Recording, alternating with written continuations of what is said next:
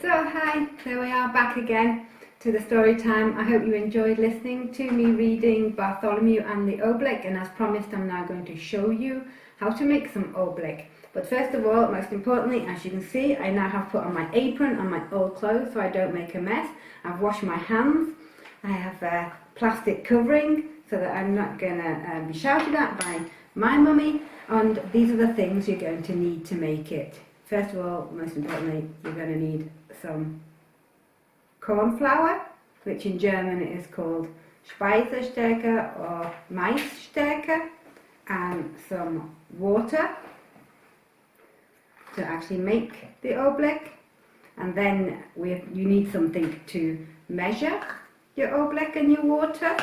You need something to put your oblek and your water into, which has high sides, so you can keep it in there and also get your hands in. You're going to need maybe several spoons to mix it around, or to push it around. And then I have some other things to have fun with my oblek with. So you can just choose yourself what you want to do with your oblek. Make sure, of course, you get the permission of your parents before you start. So as you can see, what I've already done is I have put in half a cup of the corn flour into my container, just like that, and we can see that it's all powdery and fluffy and soft. So that's about half a cup. And then I'm going to add half the amount of the corn flour, which would be a quarter of a cup of water. And I'm going to put that directly onto my corn flour like that. And as you can see, it's just flowing around my corn flour. And then I'm going to start trying to mix it. Now at the beginning, when I start to mix it, it will go all lumpy and seem like it's just not going to come together. But the more I push it around, you'll see the more all the flour gets soaked up into the water, and already you can see how some of it is clumpy and hard and other bits of it are already like liquid. So I'm going to keep mixing.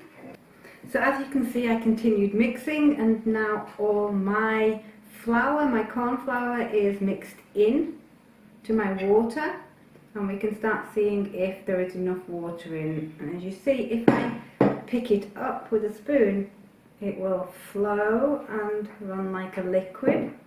However, if I catch it on my hand and push it together like this, you can see that it's kind of like hard and doesn't run.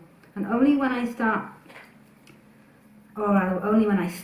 pushing it and putting pressure on it, does it start to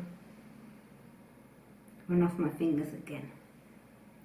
So you can see that here it's quite hard, and here it's still liquidy. I think it needs a little bit more water because it's going a bit dry on my hands, so I'm just going to add a little bit more. That might be too much. And then I'm going to mix it all around again with my spoon. And you can see that when I'm pushing it,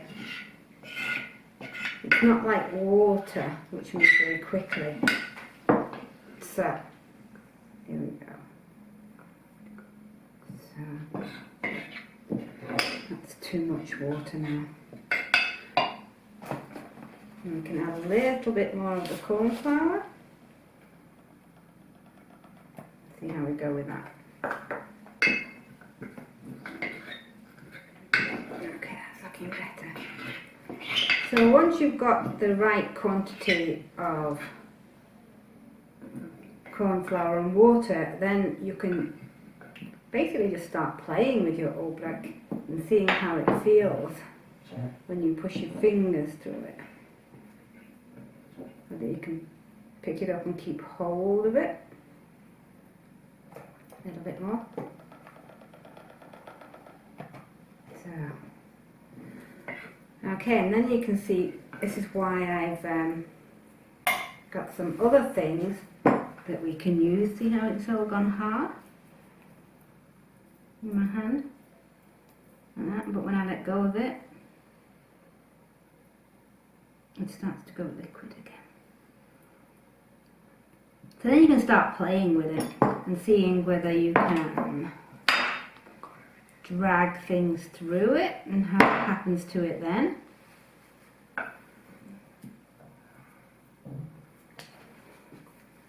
Or I also got something that so I could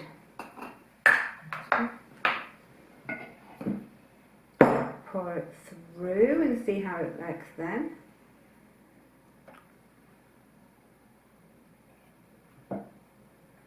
And I have a stamp to try out to see whether I can see the, when I push on it, whether you can see how it looks like I'm pushing on it, but when you move it away it's gone again. And if I go across it really quickly with my fingers, it's like it's the bottom of the bowl. It's really hard, but as soon as I pick it up again, it's all liquidy. So what I also...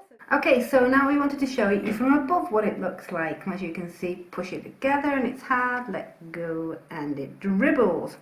So what I also did that might be fun for you is I put some different food colourings into little bits of the ooblek into different jars, and now I'm going to go and try and see what happens when I drip it.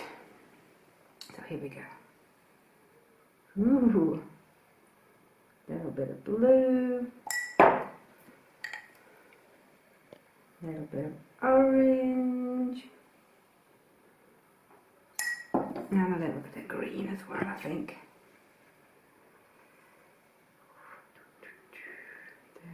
Go. Right, let's get some mixing going on. See what happens. Wow.